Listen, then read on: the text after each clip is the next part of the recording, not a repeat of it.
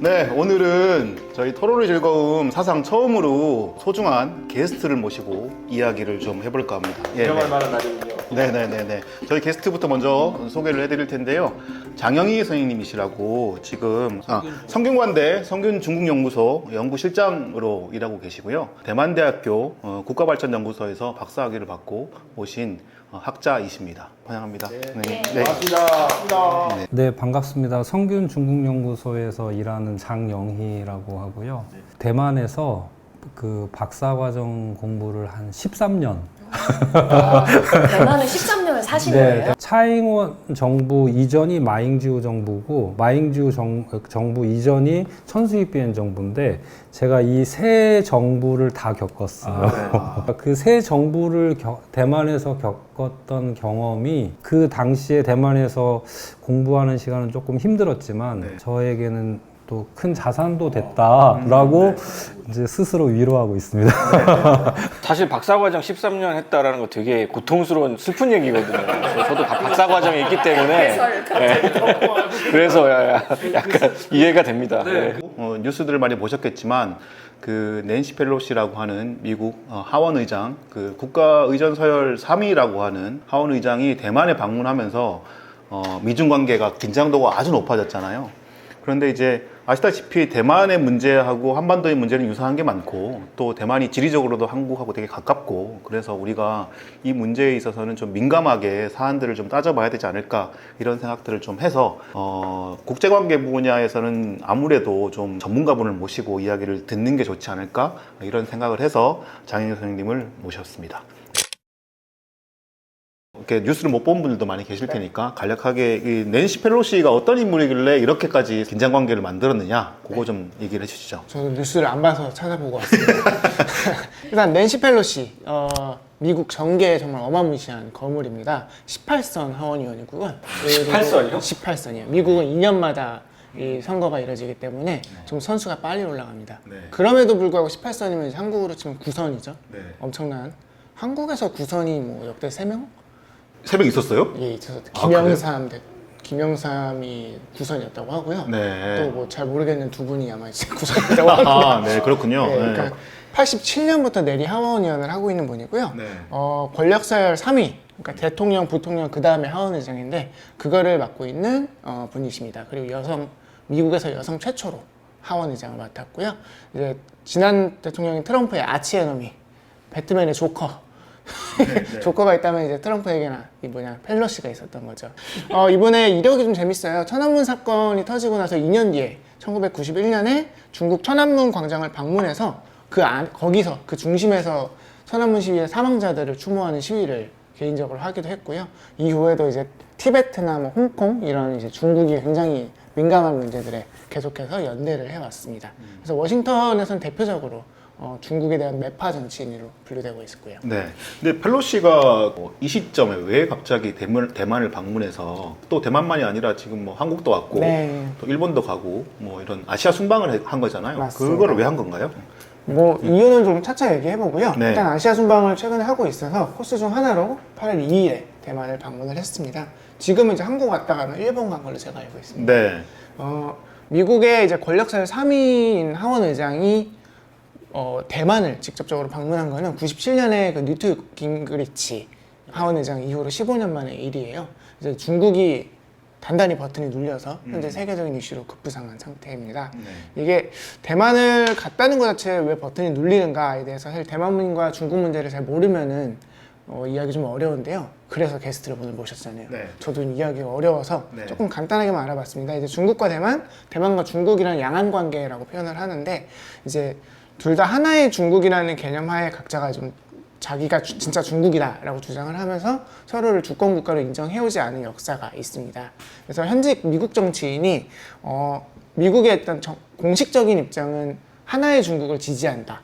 그리고 이제 중국과 수교를 맺었고 대만과는 공식적인 수교를 맺지 않은 상태라서 되게 전략적으로 모호한 위치를 취해왔는데 가장 힘센 국회의장이자 또 여당 소속의 국회의장이 대만을 직접적으로 방문한 게 이제 중국 패권에 대한 직접적인 견제행위다. 좀 이렇게 해석이 되면서 중국의 버튼을 단단하게 누른 거죠. 그 양안 관계 역사 말씀드리기 전에 방금 이제 펠로시에 네. 대해서 살짝 좀 부가 설명을 드리면, 펠로시는 이제 민주당이고 미국에서 대만 문제에 대한 입장이 공화당 지지자들하고 민주당 지지자들하고 조금 차이가 나거든요. 네. 근데 공화당 지지자들은 대만에서 군사적 충돌이 일어났을 경우에 개입해야 된다라고 하는 비율이 민주당 지지자들보다 좀 높은 편이에요. 그러니까 최근에 이제 시카고에 있는 이제 싱크탱크에서 이제 여론조사를 했는데, 만약에 그 대만에서 전쟁이 나면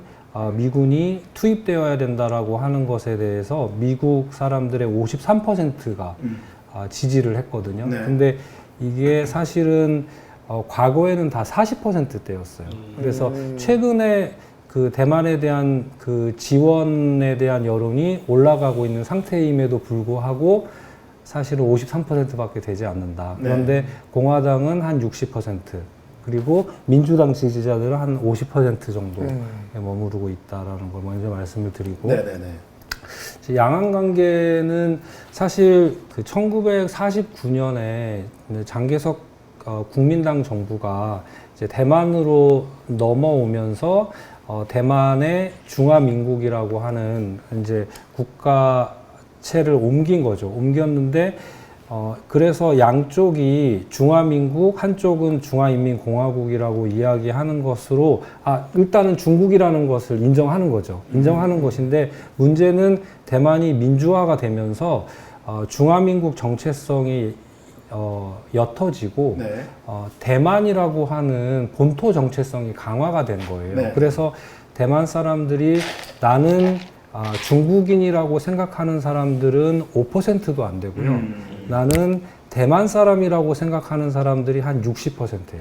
그 중간 지점에 있는 한 20%에서 25%의 사람들은 듀얼 아이덴티티를 가지고 있는 거죠. 나는 대만 사람이기도 하면서 중국 사람이다. 그런데 이제 이 흐름이 지속적으로 그 대만 정체성이 강화되고 있는 거잖아요. 네. 그러니까 중국은 만약에 한반도처럼 우리가 북한을 좋아하지는 않지만 우리는 한 민족이니까 통일은 해야 돼라고 하는 인식이 높으면 걱정을 안 하겠는데, 대만 사회의 민심이 통일에 대한 필요성을 전혀 느끼지 않는 상태로 가게 된 거죠. 네. 그래서 그 중화민국 정부, 국민당 정부와 중국 공산당 정부 사이에서는 그래도 우리가 하나의 중국이고 통일이 돼야 된다라고 하는 것에 대한 묵계가 있었는데, 네. 이게 민진당이 1970년대, 80년대 이 민주화 과정에서 신생 정당이잖아요. 그 신생 정당이 생기면서 대만 본토주의를 강조하다 보니까 그러다 보니까 이 통일의 문제라는 것이 컨센서스를 이루기가 되게 어려워진 거죠. 제 말이 조금 어려운 것 같아요, 지금. 너무 좋습니다. 좋습니다. 예, 제가 편하게 이해했으면 모두가 이해할 수 있어요. 그런가요? 편하게 말씀 주시면 될 것 같고요. 저희가 이제 좀 약간 대만 사람들이 지금 어떻게 생각하고 있는지가 어떻게 보면 제일 정보가 취약한 부분 중에 하나여서 말씀을 잘 주신 것 같고, 펠로시가 네. 예, 대만에 좀 갈 수 있는 거 아닌가? 라고 생각할 수도 있는 거잖아요. 근데 왜 이런 예민한 문제로 긴장이 일어난 걸까요? 그러니까 아까 말씀드렸다시피 이제 중국이 대만에 대해서 굉장히 좀 하나의 중국이라는 기조하에 대만은 중국의 일부이고 어떤 주권 국가로 인정하지 않고 있기 때문에 이거를 미국 정신의 하나의 공식 네. 일정으로 방문을 한다는 것 자체에 대단히 뭔가 민감한, 마치 이제 미국이 대만을 하나의 주권 국가로 인정하는 것처럼 하나의 중국이라는 기조를 미국이 거부하는 것처럼 네. 읽힐 수 있어서 좀 그런 부분들에 대해 좀 화가 난 게 아닌가 싶어요. 미국 정부랑 중국의 반응은 예, 좀 간략하게 미국. 좀 설명을. 네. 미국은 사실은 대통령이 이제 바이든, 그리고 같은 당의 이제 펠로시의 입장이 좀 엇갈리는 상태입니다. 네. 바이든은 대통령으로서 이제 현 상태를, 그러니까 하나의 중국을 인정하는 이 기조를 일방적으로 바꾸려는 시도에 강하게 반대한다. 그러니까 어떻게 보면은 중국이 대만을 침공하는 것도 반대하는 거고, 대만이 중국에 대해서 뭐 이렇게 크게 어떤 단호한 입장을 취하는 것도 반대한다, 이렇게 읽힐 수 있을 것 같고요. 또 유사시 뭐 만약에 중국이 대만이 중국을 침공하기는 어려울 테니까 중국이 대만을 침공하면은 뭐 방어를 위한 무력 개입을 할 수도 있다라는 얘기도 언뜻 꺼내놓은 상태입니다. 네. 네. 그리고 이제 중국의 반응인데요. 네, 불장난하면 타 죽는다. 이제 시진핑과 바이든이 무슨 조선 중앙통신인 줄 저 진짜 깜짝 놀랐어요. 이게 약간 공산주의. 일단 펠로시 방문을 앞두고서 바이든이랑 시진핑이 둘이 통화를 하면서 시진핑이 바이든에게 이렇게 전달을 했다고 해요. 네. 불장난하면 다 죽는다. 그래서 시진핑으로서는 올 가을에 20차 그 중국 당대회가 열릴 예정인데요. 이때 이제 세 번째 연임이 결정이 될 예정이라고 합니다. 네. 그래서 좀 이런 민감한 근데 또 이제 3년임이 완전히 뭐 거의 뭐라 그러죠? 확정적이진 않은 상태로 좀 가고 있는 정세라고 해서 아무래도 좀 민감한 상황이라고 합니다. 그런 상황에서 이제 대만 문제가 불거지니까 좀 시진핑이 더 강경한 입장으로 나가고 있다는 분석도 있습니다. 네. 네, 이제- 그리고 이제 하나만 또 말씀드리면요. 중국의 현재 대만의 섬이잖아요. 네. 그 6방향을 둘러싸고 거기서 군사훈련을 펼치면서 굉장히 군사적인 위협을 가하고 있는 상태입니다. 네. 실탄 사격, 탄도미사일 뭐 발사 등등. 네, 그 중국이 사상 처음으로 대만의 상공을 가로지르는 미사일을 발사했다 이런 뉴스도 본 것 같은데요. 그럼 이제 뭐 질문을 한번 네. 해서 네. 그래서 저희 전쟁 나나요?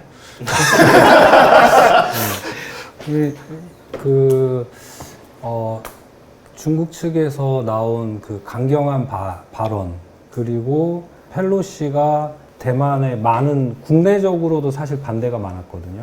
뉴욕타임즈나 뭐 워싱턴 포스트나 이런 데서 보면 여론이 펠로시가 개인적인 어떤 정치적인 목적을 위해서 네. 대만을 방문하는 거에 대한 비판의 목소리가 많이 있는데, 결국에는 펠로시의 무리수, 그리고 중국의 약간은 그 외교적인 어떤 표준을 벗어난 그런 발언들은 결국 다 국내 정치용이다. 네. 그러니까 지금 현재 국제 정치의 가장 큰 왜곡 요인이 결국에는 국내 정치에서 비롯되는 거거든요. 네. 이제 지금 현재 그 미국에서는 11월에 이제 중간 선거가 있는데, 이 중간 선거가 대통령 선거 다음으로 중요한 선거인 거죠. 굉장히 그 권력 구도에, 미국의 권력 구도에 큰 영향을 미칠 수 있는 선거이기 때문에 이 결과가 바이든 행정부의 성공 여부하고도 직결이 되고 미국의 정치 지형에도 큰 영향을 미치기 때문에 펠로시는 결국에는 그 중간 선거에 대한 고려가 일단 있다라고 봐야 될 것이고요. 그 중국 측에서 그렇게 강경한 발언을 한 거는 사실 중국인들의 민심을 대변하는 거예요. 그게 되게 놀라운 일이지만 네. 중국인들이, 그러니까 중국 공산당이 중국 대중들에게 과도한 애국주의, 그리고 통일을 굉장히 지상적인 가치로, 그러니까 절대적인 가치로 올려놓은 상태인 상황에서 사실은 시진핑도 매파에 속하거든요. 네. 중국 대중들은 지금 시진핑보다 더 매파인 거예요. 그러니까 왜 저렇게 되면은 대만 때려야 되는 거 아니야? 라고 중국 대중들은 오히려 대만을 침공하는 것에 대해서 찬성하는 비율이 굉장히 높게 나왔어요. 그런 측면에서 보면 이제 10월 달에 20차 당대회에서 3연임을 하려고 하는 시진핑 입장에서는 첫 번째로 내가 대만 통일에 대해서 굳건한 의지를 가지고 있다는 것을 국민들한테 보여줘야 될 필요가 있는 것이고요. 그럼에도 불구하고 또 한편으로는 이 상황이 시진핑에게는 기회이기도 합니다. 네. 위기 상황으로 인해서 자기가 결국에는 계속해서 그 장기 집권을 해야 된다라고 하는 정당성을 더 갖게 되는, 명분을 더 갖게 되는 것이죠. 대만 문제를 해결해야 된다. 네. 그래서 지금 20차 당대회에서 시진핑이 내세우고 있는 것 중에 되게 중요한 가치가 내가 내 임기 중에 대만을 통일하겠다라고 하는 것을 내세우고 총체 방역이라든가 이런 것들을 이제 중요한 레토릭으로 내세우고 있는 걸 보면 결국에는 이번 펠로시의 대만 방문이 중국의 국내 정치적으로도 굉장히 큰 영향을 미쳤고 외교부라든가 국방부라든가 이쪽에서 나온 발언들은 결국에는 외부용이기보다는 대내용으로 활용되는 측면이 강하기 때문에 결국에는 외교적인 그 스탠다드를 넘어설 수밖에 없는 발언들이 나오는 거라고 볼 수 있습니다. 네. 다시 말하면 이제 불장난 같은 발언은 약간 의도적 정치적으로 좀 계획된 발언이고 실제로 뭔가 시진핑의 마음속에 불이 피어났다거나 이런 것들에 대해서는 조금 뭐랄까 낮게 평가를 해도 괜찮다 뭐 이런. 네, 그러니까 지금 이번에 그 펠로시가 대만을 방문을 하고 나서 이걸 계기로 대만 해협에서 전쟁이 발생할 것이 아니냐라고 하는 생각을 많이 하고 있는데 이제 전쟁의 가능성이 없다라고 보는 게 그 정확한 판단으로 볼 수 있는 것이요. 사실 그 펠로시가 대만 방문하는 것에 대해서 백악관도 반대를 했고요. 국방부도 펜타곤도 반대를 했거든요. 네. 그래서 펜타곤하고 인민해방군 사이에 한 라인으로 이미 합의가 어느 정도, 묵인하는 정도에 대한 어떤 어느 정도의 선을 우리가 지키자라고 하는, 왜냐하면 결국 전쟁이 일어나는 것은 인류의 공멸이거든요. 네. 중국에게는 뭐 역사의 죄인이 되는 측면도 있거든요. 그래서 시진핑이 이런 전쟁의 무게를 자기가 이겨낼 수 있는 상황이냐 아니냐는 사실 지금은 그런 상황은 아니거든요. 그래서 전쟁이 일어날 가능성이 없다. 그래서 왜 그렇게 판단하느냐 하면 펠로시가 대만에 있는 동안은 중국이 무력 행동을 안 했어요. 그래서 펠로시가 떠난 다음에 3일 동안 우리는 군사훈련을 하겠다고 해서 아까 설명해 주셨던 대로 6개의 그 스팟을 찍어가지고 이제 군사훈련을 했죠. 근데 이제 이 군사훈련을 대만에서는 어디하고 비교를 하냐면 1995년, 96년에 제3차 대만 해협 위기라고 있었어요. 네. 그때 이제 리덩우이 총통이 현직 총통이 미국을 방문한 거죠. 코넬대 박사 출신인데 코넬대에 얼럼나이로 가서 연설을 한 거예요. 네. 그래서 그때 이제 미국 방문을 결정한 것에 대해서 중국이 분노를 해서 미사일을 쐈고요. 그리고 96년에 대만에서 첫 번째 직선제 총통 선거가 있었거든요.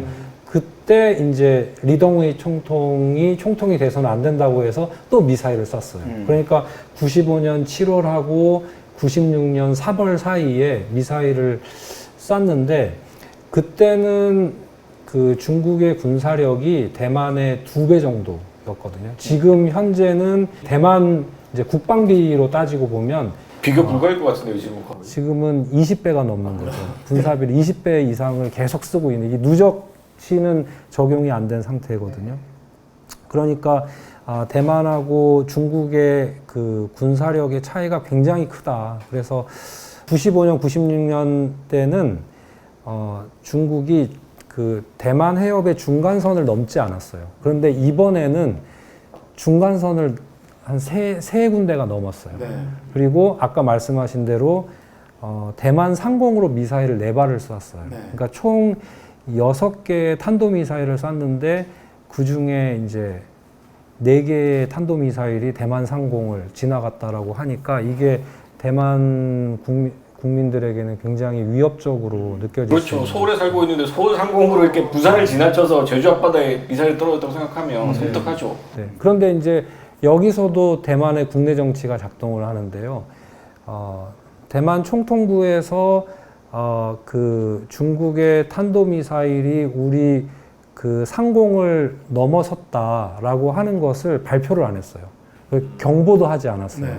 근데 이걸 어디서 발표했냐면 일본 자위대에서 발표를 했거든요. 왜냐하면 이게 일본의 배타적 경제 수역에 미사일이 떨어진 거예요. 그래서 그 자세한 상황을 일본 측 보도를 통해서 이제 대만 국민들이 알게 됐기 때문에 이것에 대해서 지금 대만 내부에서도 논쟁이 많은 거죠. 이건 굉장히 중요한 안보 사항이잖아요. 그런데 대만도 연말에 지방 선거가 있는 거예요. 네. 그래서 이 선거에 대한 영향 때문에 굉장히 곤란한 상황에 있는 것이죠.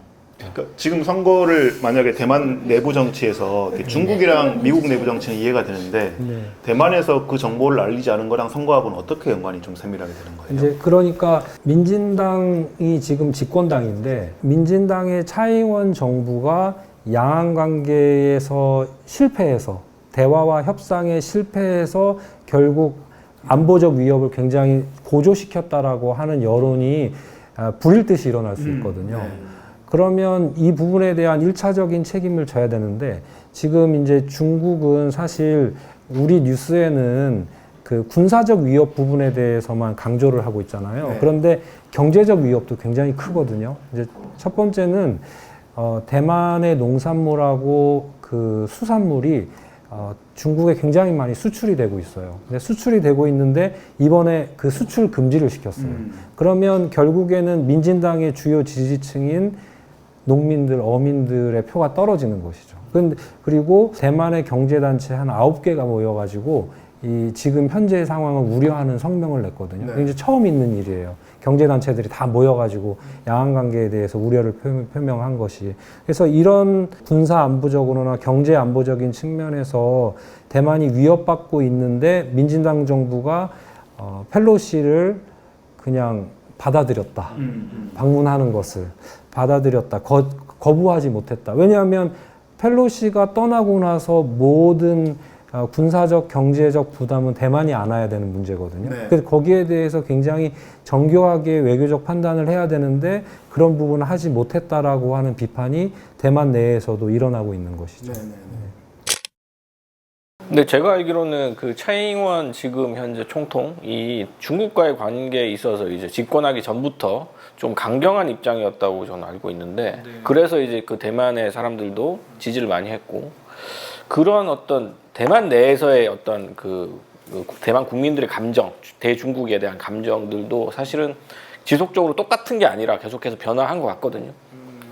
지금 대만이 사실은 국력으로 따지면은 지금 대만 역사상 가장 높이 있는 상황에 있고 제가 알기로 그 2021년에 EIU 데모크라시 인덱스를 보니까 그 아시아 최초로 10위권 안으로 들어갔더라고요. 8위가 됐어요, 대만이. EIU 민주주의 지수가 이제 민주주의를 측정하는 가장 이제 신뢰 있는 지표인데 매년 조사를 하는데 이제 거기에 거의 뭐 10위권 안에 10위 안에는 다 북유럽, 서유럽 이런 나라들인데 거기에 최초로 사실은 아시아 국가가 들어갔고 거기에 대만이 8위로 들어갔고 한국이 계속 이제 20위권 언저리에 있다가 이번에 16위로 들어갔는데 물론 두 나라가 민주주의 지수가 올라간 거는 이제 코로나 상황이 좀 작용을 한 것 같긴 하지만 그런 거하고 별개로 또 대만 내에 어떤 뭐 동성애 결혼이라든가 이런 굉장히 이제 민주주의와 밀접한 지표들이 상당히 올라가기도 했고 대만 내에 사실은 어떤 국력이라든가 지금 반도체의 어떤 힘이라든가 이런 것들도 사실 제가 봤을 때는 역사상 최고에 있는 상황인 것 같거든요. 그러니까 이런 상황, 그러니까 대만 내에 있는 사람들이 어떤 생각을 갖고 있는지 지금 본인들 스스로도 자신들이 이 국력이 최고조에 있고 자신감도 많고 민주주의에 대한 어떤 확신들도 굉장히 강한 상태인 것 같은데 이 상황에서 중국과의 긴장이 높아지는 것에 대해서도 여러 가지 좀 이야기들이 있을 것 같아요. 대만 사람들의 지금 민심은 어떤지도 잠깐 말씀을 해주시면 좋을 것 같아요. 굉장히 이제 그 심도 있게 들어가는 질문인데요. 대만 사회의 민심을 굉장히 단일하게 보기가 어렵다라는 게 지금 대만 문제의 복잡성이거든요. 그러니까 방금 이제 그 질문하시는 과정에서 차이잉원이 어떤 그 이념적 스펙트럼을 가지고 있느냐, 이게 좀 세밀하게 들어가야 될 필요가 있는데. 사실 차이잉원은 그 강경한 독립 지향의 정치인이 아니거든요. 그래서 보통 이제 대만에서 그 농담으로 뭐라고 얘기하냐면 차이잉원은 민진당의 며느리다라고 얘기를 해요. 그러니까 차이잉원이라고 하는 인물은 사실 굉장히 정책 전문가예요. 그 영국에서 박사학위를 받고 법학 지식이 굉장히 깊기 때문에 사실은 민진당 정부의 정책 자문으로 들어가게 돼서 민진당하고 인연을 맺게 됐거든요. 그리고 민진당에서 차이잉원을 총통 후보로 내세운 이유가 이 사람이 가지고 있는 어떤 중도성, 중도 확장성을 이제 그 중요하게 생각한 것이죠. 그래서 사실 민진당 내에는 민진당의 사실 당강에는 목표가 대만 독립이에요. 그게 당강 안에 들어있거든요. 그런데 그렇기 때문에 민진당의 성골들은 대만 독립을 강력하게 추구해야 된다는 입장이고요. 차이잉원은 사실 총통 선거에 나왔을 때 양안 관계를 어떻게 해결하겠느냐라고 했을 때 현상 유지. 이 현상 유지라고 하는 것 때문에 총통에 당선이 됐어요. 왜냐하면 아까 이제 그거 질문하신 거하고 연결해서 보면 대만 민심이 대만 독립을 추구하는 비율이 높지 않아요. 한 10%에서 15%.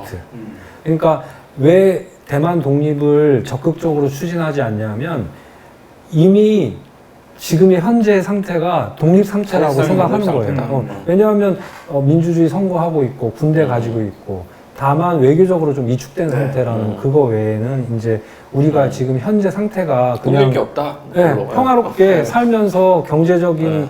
그 윤택함을 누리면서 살면 되지 않느냐 이런 생각을 가지고 있는 것이죠. 그래서 차잉원이 총통이 2016년에 되고 나서 중국 측에 최대한 성의를 보였다고 볼 수도 있어요. 제 입장에서는. 네. 그런데 중국 측에서는 차잉원이 민진당의 카테고리를 가지고 있다라는 것 때문에 대화를 적극적으로 개진하지 않았고 그러는 과정에서 트럼프 행정부가 들어서 가지고 미중 경쟁이 격화되니까 격화되고 나서 민진당 정권에서는 어떻게 스탠스가 정해졌냐면 내가 약간의 성의를 보였는데 중국이 적극적으로 우리랑 대화하지 않는다. 그러면은 결국 이게 미국으로 몰아내는 게 돼버린 거죠. 그래서 트럼프 정부 들어서면서 대만이 본격적으로 미국 편승 전략을 쓰게 되죠. 미국 쪽에 완전히 기울어지게 된 거예요. 기울어지는 모습이 조금 더 분명해지면서 이제 시진핑이 2019년 1월부터 본격적으로 대만에 대한 군사적 위협을 가하기 시작하거든요. 말씀 듣고 보니까 지금 미국에서 이를테면 이제 미국 대통령 바이든 역시도 그냥 스테이터스 코어, 현상 유지를 원하고 있는 것 같고, 또 차잉원 총통도 사실은 겉으로는 민진당의 어떤 그 당의 어떤 강령에 따라서 독립을 얘기하지만 명분만 그렇지 실질적으로는 대다수의 국민들처럼 이 상태로 그냥 가자라는 식의 생각을 갖고 있는 것 같고. 그러면 이 시점에서 시진핑은 어떻게 그러니까. 생각할까? 시진핑도 사실은 그렇게 다를까 하는 생각이 들거든요, 저는. 굳이 이 상태를 깨고 뭔가 막 이 긴장 상태, 팽팽한 긴장 상태를 깨면서 뭐 균열을 일으켜서 변화를 만들고 싶을까 하는 생각도 들거든요, 시진핑이. 그리고 대만의 제1야당 중국국민당은 또 어떤 입장인지도 같이 네. 중국의 주요 행위자들을 한번 싹 훑어줬으면 좋겠습니다. 네네. 이게 그러니까 시진핑은 어떤 생각을 가지고 있을까가 사실 핵심적인 질문이고 가장 해결하기 어려운 질문인데요. 네. 그 형은 무슨 생각일까? 위대해지고 싶다고 생각하고 있는 건 맞는 것 같은데. 네. 네. 그 역사적 인물이 되고 싶어서 네, 네, 하는 네. 거죠. 그렇게 연임을 하고 싶어 하는 거고. 근데 레가시가 없는 상태이기도 하고. 근데 마오쩌둥 이후에 이제 어떤 자기가 위대한 지도자, 리더십을 보이고 싶은데 이 상황을 어떻게 해결해 나갈 것인가가 굉장히 중요한 과제로 던져진 셈이고 말씀하신 것처럼 이제 펠로시도 그렇고 사실은 국내 정치가 결국은 지렛대처럼 그 외교나 이런 이제 국제 정치를 계속해서 움직여 나가는 상황들이 발생을 하니까 이 부분에 대해서 이제 과연 이제 균형이 깨질 것인가 아니면 계속해서 균형이 유지될 것인가라는 문제도 있을 것이고 또 뭐 시진핑의 어떤 심리 이런 것도 한번 얘기해 보는 것도 재밌을 것 같아요. 시진핑의 심리를 알기 위해서는 독심술을 익혀야 되는데 저는 독심술이 없기 때문에 약간 사회과학적으로 접근을 해보면 시진핑이 지금 현재 어떤 구조적 환경에 놓여 있는가를 먼저 생각을 해야 되는데요. 첫 번째는 이제 개인적인 배경인데요. 시진핑은 혁명 원로의 아들이잖아요. 그래서 자기가 중국 공산당의 장자라고 생각하거든요. 근데 중국 공산당이 나의 당이라고 생각하는 거예요. 근데 중국 공산당이 계속해서 집권해야 돼요. 그래서 중국 공산당의 장기 집권에 대한 책임감이 첫째 있고요. 두 번째는 중국 공산당이 장기 집권하기 위해서는 내가 어떤 역할을 해야 되는가에 대한 그런 책임감이 분명하게 있고요. 아까 말씀하신 것처럼 내가 역사적인 레거시를 만들어야 된다라고 하는 약간 돈키호테적인 어떤 이상적인 가치관을 가지고 있어요. 이 사람은 실사구시적인 사람, 예컨대 덩샤오핑이나 이런 지도자들처럼 실사구시적인 사람이 아니라 굉장히 이념지향적인, 이데올로기적인 사람이거든요. 그래서 이 사람은 그런 환경에 놓여 있는데 아까 레거시가 없다라고 얘기하신 게 굉장히 핵심적인 이제 판단인데요. 왜냐하면 덩샤오핑 짱점인 후진타오 이 시기는 개혁 개방의 열매를 엄청나게 거뒀던 시기예요. 그런데 후진타오 말기 들어서면서 중국의 경제 성장률이 떨어지고 그러면서 사회적인 불평등의 문제들이 나오기 시작하면서 중국 공산당이 직면한 문제는 첫 번째는 중국 공산당의 부패, 두 번째는 중국 공산당의 존재 이유를 증명하기 위해서는 퍼포먼스가 있어요. 성과가 있어야 되는데 경제적인 성과로 보여주기 어려운 시대가 된 거예요. 네. 그러니까 그거를 해결하기 위해서는 불평등 문제를 해결해야 되는 거죠. 근데 이 불평등 문제는 해결하기가 되게 어렵잖아요. 그래서 결국에는 내세울 수 있는 게 대만 통일인 거예요. 그래서 네. 그렇기 때문에 미국과의 대결 구도는 결국에는 적대적 공존이에요. 네. 미국이 저렇게 때리면 때릴수록 시진핑한테는 유리한 상황이에요, 장기 집권에. 네. 왜 당신이 장기 집권을 해야 되느냐에 대한 그런 따져 물음에 대한 어떤 부담감이 있을 거 아니에요. 그래서 내가 대만을 통일하려고 한다. 그래서 18기에는 부패 문제 해결하는 거에 대해서 전력을 했고요. 19기에는 이제 빈곤의 문제를 해결하겠다고 이야기를 했고요. 3기에는 이제 대만 문제 해결하겠다라고 하는 거를 에드벌론으로 띄워놓은 거죠. 네. 그래서 이게 미국의 군사 전략가들이 양안 상황, 대만 해협의 문제를 심각하게 보는 이유가 거기에 있는 것이죠. 네. 그래서 시진핑이 정말 찐으로 통일을 원하는 사람인지 아니면 한 50%는 정치적으로 이 이슈를 이용하면서 자신의 정치적인 목적도 다 달성하면서 대만 문제를 해결하려고 하는 것인지 요거를 가늠을 해야 되는데 저는 그게 50%라고 보는 것이죠. 네. 그럼 반대로 중국인들은 왜 대만 통일에 대한 지지가 그렇게 높은 걸까요? 그러니까 통일이라고 하는 것은 그러니까 대만 문제는 우리 한국 사람에게 있어서 독도는 한국 땅이다. 그 정도까지 좀 비약적으로 비유하자면 그러니까 노무현 대통령께서 그렇게 얘기하셨잖아요. 독도는 단지 영토의 문제가 아니라 역사의 문제라고 얘기하는 것처럼 대만은 1894년에 중일 전쟁에서 청나라가 일본에 지면서 그 일본의 식민지로 50년을 지냈거든요. 네. 그래서 그 땅을 수복하는 것이 중화 민족의 역사에 어떤 그 매듭을 짓는 것이라고 생각하는 그 역사적인 의미를 부여하는 게 있거든요. 그걸 통해서 중국 사람들에게 애국주의 정서를 불어넣었고 그런 것들에 이제 대중들은 굉장히 중요한 가치라고 생각하는 게 강한 것이죠. 그래서 정치 엘리트들은 조금 더 전략적으로 이 문제를 접근한다면 대중들은 약간 정서적으로 이 문제를 접근하고 있는 상황인 거죠. 한국 사람들이 그러니까 최근에 제가 게임 같은 거를 하다 보면 게임 내에서 중국인들을 마주쳐요. 중국 플레이어들 마주치면 한국 사람들이 갑자기 대만 국기 이 아이콘을 꺼내요. 중국 애들 열받게 하려고.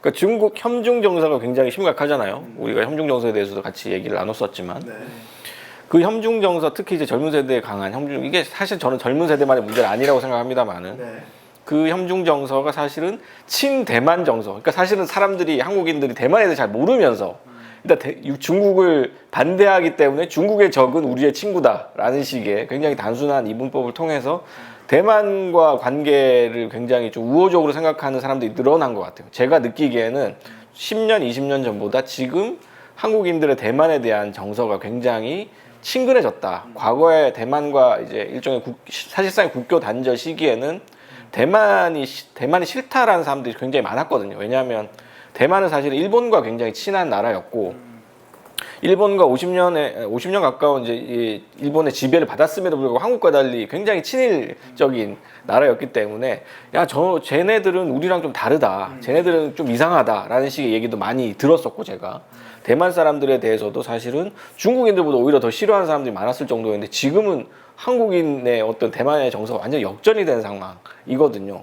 이런 한국 사람들의 어떤 대만에 대한 정서 같은 것들을 분들도 사실은 한국인들이 대만과의 관계를 생각할 때 또 어느 정도 저는 영향을 미칠 것 같아요. 그래서 현재 지금 한국인들이 가지고 있는 대만에 대한 정서와 더불어서 한국과 대만 간의 관계에 대해서도 우리가 좀 얘기를 해봐야 될 것 같습니다. 그러니까 사람들이 잘 모르기도 하고 또 우리나라가 대만과의 관계에 있어서는 사실은 별로 생각하지 않고 있었던 부분도 분명히 있거든요. 실제로 그렇게 의제와 사회적인 의제가 된 적조차 별로 없는 것 같아요. 근데 지금은 이제는 대만이 실제로 이 양안 관계를 포함해서 중국과 미국과 다 맞물려 있는 국가가 됐기 때문에 원래부터 그런 국가였긴 했지만 사실은 지금에 있어서는 더욱더 이제 긴장도를 높이는 그런 어떤 플레이어 중에 한 명이 하나가 됐기 때문에 사실은 우리가 이 부분을 생각해야 될 것 같아요. 그래서 한국과 대만의 어떤 지금까지 관계 변화 그리고 앞으로 어떻게 될 것인지 전망까지 좀 말씀해 주시면 좋을 것 같습니다. 네. 이것도 사실 복잡한 문제인데요. 그 간단한 문제인데 제가 복잡하게 생각하는 거일 수도 있고 사실 어려운 문제일 수도 있고 그런데요. 이게 한국이 1992년에 그 중국하고 수교를 했잖아요. 근데 수교를 할 때 한국 정부가 내세운 게 하나의 중국 원칙을 우리는 받아들인다였거든요.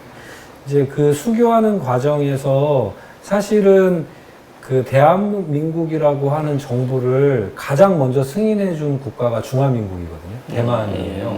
그래서 그만큼 이제 그 독립운동 하는 과정에서 한국의 독립운동가들이 국민당 장개석 정부로부터 도움도 많이 그렇죠. 받았고, 그리고 냉전 시대에 그 반공의 어떤 그 동지였거든요. 그래서 그 시기에 어떤 공감대가 되게 많은 그런 측면이 있었는데, 우리 한국이 이제 그 전략적인 선택을 한 거죠. 단교를 한 거죠. 네. 그 어떤 전략적인 목표, 북방 외교라고 하는 전략적인 목표를 가지고 노태우 정부에서 그런 결정을 내렸는데, 그 선택에 대해서는 뭐 국제 정치를 전공하는 사람들은 좋은 판단이었다. 좋은 판단이었다라기보다는 합리적인 판단이었다. 전략적인 판단이었다라고 이야기를 하는데, 그 단교하는 과정에서의 우리 한국 외교가 드러낸 어떤 미숙함 같은 것들은 두고두고 비난을 받죠. 왜 그러냐면 일본 같은 경우에는 1972년에 단교를 했고요. 미국은 1979년에 단교를 했거든요. 우리는 일본에 비하면 20년 뒤에나 단교를 했는데, 지금 일본하고 대만의 관계는 굉장히 좋죠. 근데 한국하고 대만의 관계는 그렇지 못하거든요. 일본은 빠르게 단교를 결정했는데, 단교하는 과정에서 굉장히 세심하게 대만을 배려하는 그런 것들이 있었고, 단교 이후에도 지속적인 교류와 협력을 했다라는 것이죠. 근데 여기서 이제 그러면 뭐 한국은 나쁜 사람들이냐 이렇게 보기도 되게 어려운 것이, 한국하고 대만의 그 경제적인 관계는 사실 좀 경쟁적이에요. 그래서 우리가 기본적으로 대만과 한국이 가지고 있는 그 문명적인, 문화적인 동질성, 그리고 문화적인 친연성은 되게 높거든요. 예컨대 그 유교 문화권이었고요. 그 다음에 일제 식민지였고, 그 다음에 미국의 냉전 문화를 우리가 많이 받아들였기 때문에 이 문화적인 동질성이나 공감대가 굉장히 높아요. 반공주의 국가였고. 네. 그래서 한국 사람들이 대만에 여행을 가면 너무나 편안하게 생각해요. 되게 마음이 편해요. 대만 사람들도 한국을 되게 좋아하고 한국 문화를 되게 좋아하잖아요. 사실 한류의 그 기원은 대만에서부터 시작됐거든요. 그래서 중화권으로 퍼져나갔거든요. 그래서 그런 걸 보면 한국 사람하고 대만 사람은 굉장히 개인적으로 만나면 친근하고 친구가 될 수 있는데, 구조적인 요인들이 이것들을 방해하는 것이죠. 그래서 이런 것까지 얘기하면 안 되는. 일제강점기 때 사실 도쿄에서 조선 유학생하고 대만 유학생이 만나면 굉장히 그 뭐라 그럴까, 교류나 협력이 되게 동질감이 강했군요. 동질감이 되게 강했어요. 일제강점기로부터 우리가 좀 더 독립적인 그런 것들을 해야 되는, 독립운동의 어떤 마인드가 같이 있었고요. 어떤 얘기하다 갑자기 이 얘기를 강요하는 과정. 대만 간의 관계, 이 변화가 과거부터 지금까지 어떻게 됐고 지금 상황 그리고 앞으로는 어떻게 될 것인지. 네. 앞으로는 결국에는 구조적인 영향을 계속 받겠죠. 중국이 한국에게 하나의 중국 원칙을 지켜라 하면은 거기에 대해서 한국 정부에서는 그것을 넘어서기가 되게 어려운 것이죠. 그게 이제 한국 외교의 한계인데요. 그럼에도 불구하고 경제적으로나 어떤 민간 교류 차원에서는 대만하고 한국이 굉장히 또는 학술 교류라든가 문화 교류라든가 이런 측면에서의 공간은 많이 있죠. 네. 그렇게밖에 제가 대답을 할 수가 없습니다. 이번에 그 윤석열 대통령이 이제 휴가를 이렇게 휴가가 이유가 될 수도 있고 빌미가 될 수도 있었을 텐데 어쨌든 펠로시 하원 의장이 방한 때 직접적으로 뭐 만남을 갖지 않고 뭐 비판이 쏟아지니까 40분 정도의 전화 통화로 네. 펠로시 의장과의 만남을 대체했잖아요. 네. 이게 뭐 일반적인 시민들도 그렇고 언론도 그렇고 이 윤석열 대통령의 어떤 그런 정치적 미숙, 뭐 외교적 미숙 이런 부분에 포커스를 둬서 비판의 강도를 많이 높이고 그건 여야를 마찬가지로 다 그런 비판이 나왔었거든요.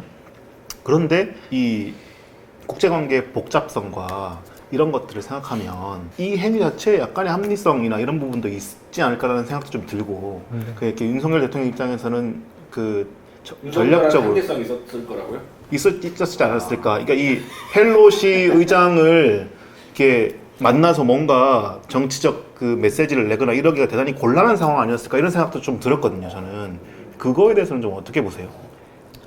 그러니까 그분이 네, 죄송합니다. 펠로시 의장을 만나지 않은 것은 중국에게는 좋은 시그널이라고 할 수 있습니다. 네, 그런데 이게 맥락을 살펴야 되는데 그분이 펠로시 의장을 만난 것과 신정부가 들어서서 지속적으로 미국과 중국 사이에서 외교적인 스탠스를 외교적인 포지셔닝을 잡아가는 그 속에서 저는 일관성을 찾기가 어렵거든요. 그렇죠. 네, 네, 네. 그 일관성이 결여됐다면 그러면 펠로시 의장이 그분을 만나기 싫었던 것인지 네. 아니면 저는 그래서 오히려 나와버렸네. 볼드모트도 아니고 얘기할 수도 있죠. 네. 네, 죄송합니다. 입에 담기 싫어서 사실은 만나야 되는 거죠. 네. 왜냐하면 펠로시 의장만 온 게 아니라 뭐라 그러죠? 한 20명의 차원을 같이 모아서 네, 다들 같이 온 것이잖아요. 그래서 외교적으로 되게 중요한 의미가 있고요. 민주당 집권당의 그 하원 의장이잖아요. 네. 그렇기 때문에 외교적으로는 만나는 것이 일관성의 차원에서는 그게 정상적인데 만나지 않은 것을 우리의 전략적인 판단이라고 보기는 저는 조금 어려운 상황입니다. 네, 네, 네. 어떻게 보면 제가 그 답을 듣기 위해서 질문을 드린 건데 이게 그 전략적으로 보기가 쉽지 않은 것이 이제 그 당일날 네. 이렇게 펠로시가 도착하는 날 그 대통령실에서 꺼낸 사진 어떤 일반 그 연극 배우들하고 이제 같이 술을 마시고 있는 네. 사진 이거는 저는 대단한 외교적 결례라고 결례죠. 생각해요. 그렇다면 이거는 이 하원 의장 입장에서는 홀대론이 나올 수밖에 없을 것 같고 그리고 외교적인 전략도 없고 네. 개념도 없고 예의까지 없는 맞습니다. 이런 네. 짓이었죠 사실은. 그리고 예. 이야기가 어려워서 이제 박지원 국정원장께서 오늘 펠로시 안 만나면 정치구단 반납하겠다. 그래서 네. 오늘 국민일보에서 정치 팔단 박지원이 일단 뺐어. 일단 하나 뺐어요. 그리고 이제 보니까 그 이 대통령실의 메시지 그러니까 뭐 그 펠로시 하원 의장을 만나겠다 말겠다고 했던 입장이 거의 4번이나 바뀌었어요. 그러니까 그 4번이나 바뀌는 과정도 일관적으로 이게 그 이 전략적이었다면 그렇게 바뀌지 않았겠죠. 그러니까 이런 부분이 상당히 아마추어틱하다. 그런 부분에서 참 이렇게 대단히 좀 이 정부에는 우려가 있고 말씀하신 아까 그 일관성의 문제에서는 아까 남규님도 잠깐 말씀하셨지만 나토 가고 그리고 계속 이제 이 사실상 그 이 대통령 경제 수석이 중국하고의 뭐 경제 관계를 사실상 끝났다는 비슷한 메시지를 내고 거의 이제 우리는 미국하고 유럽하고의 관계, 서방 국가의 관계를 강화하는 방향으로 대미 관계 중심으로 해야 된다 이런 얘기들을 계속 지금 이 정부에서 하고 있단 말이죠. 그런데 갑자기 무슨 뭐 중국의 눈치를 보고 안 만났다 이렇게 보기에는 좀 뭔가 일관성도 없고 맞지가 않죠. 네. 아 이거 갑자기 떠오른 그냥 약간 그 우리의 주제와 약간 동떨어진 그냥 약간 재미있는 질문 정도인데 장영희 선생님 보시기에 역대 대통령 중에서 국제관계에 있어서 가장 개념이 있었던 그나마 감이 좀 있고 센스가 있었던 대통령 누구라고 생각하십니까?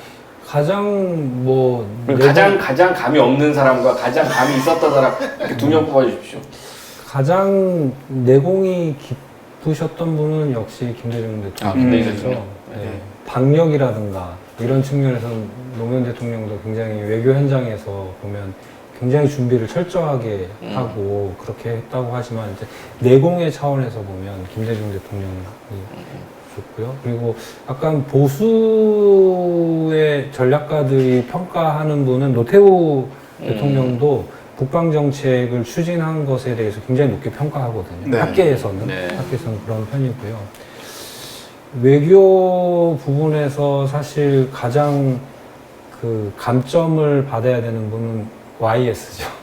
YS는 일본의 버르장머리를 네, 붙여주겠다라고 네. 하는 발언과 그 현장, 그 발언을 했던 그 외교 현장이 좀 여러 가지로 결례가 되는 그런 상황이었거든요. 어떤 상황이었어요? 그러니까 이제 일본 그 외교 당국자들이 청와대 초청을 받은 상황에서 그렇게 발언을 했기 때문에.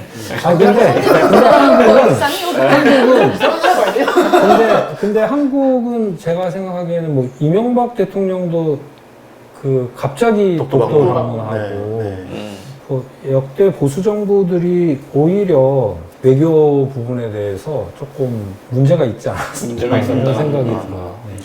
그러니까 결국에는 우리가 어떤 포지션에 존재할 것인가라는 게 제일 핵심이지 않을까 결과론적으로 네, 이제 네, 얘기를 네. 한다면 그러니까 앞서서 정리를 해주셨던 것처럼 사실 각국이 뭐 미국이든 중국이든 대만이든 다 자기 국내 정치 관점에서 뭔가 자기 포지션을 잡아놓고 근데 그것이 외교적인 스탠스에도 영향을 미치는 방식으로 제가 보기에는 다 나름의 방식으로 윈윈했다고 생각하거든요. 그러니까 시진핑은 말씀하신 것처럼 이제 또다시 이제 세 번째 임기를 안정적으로 시작하기 위한 어떤 대만 통일이라고 하는 자기의 포지션을 강화할 수 있는 방식의 액션을 했고 미국에서도 뭐 중간선거 앞두고 펠로시가 이렇게 강경하게 자신의 어떤 이런 글로벌 패권국으로서의 강경한 모습을 보여서 나름대로의 어필을 했다고 생각하고 그러니까 저는 차이잉원한테도 이게 꼭 나쁜가라고 생각해서 아까 이게 선거에 나쁜 영향을 미칠 거라는 이제 말씀을 하셔가지고 조금은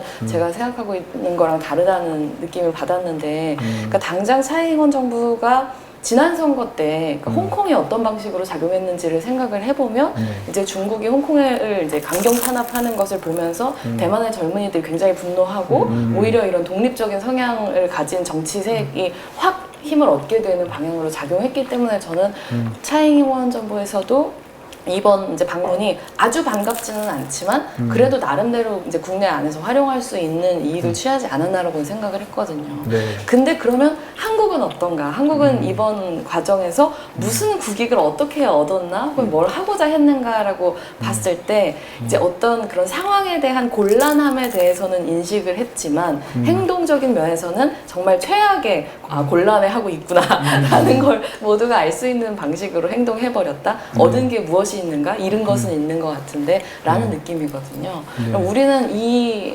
시점에서 뭘 얻어야 되는 건지 맨날 다들 이제 레토릭으로는 국익 외교 이런 말을 하잖아요. 근데 이 시점에서 우리가 생각해야 되는 국익은 뭔지 우리한테 대만은 중국은 어떤 의미인 건지 그게 좀 궁금해요. 네.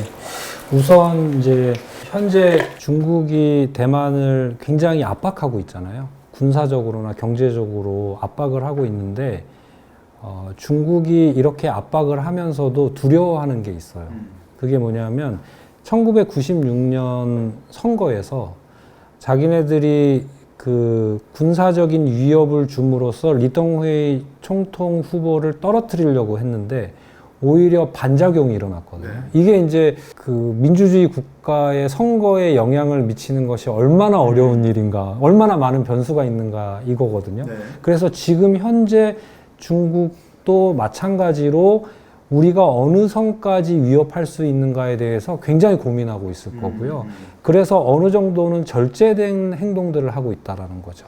민진당이 집권하고 있는 현재 상황이 대만 국민들에게 굉장히 불행한 상황이라고 하는 메시지를 던져야 하면서 다른 한편으로는 반발이 일어나지 않도록 대만 민심에 대해서 굉장히 신경을 쓰고 있다.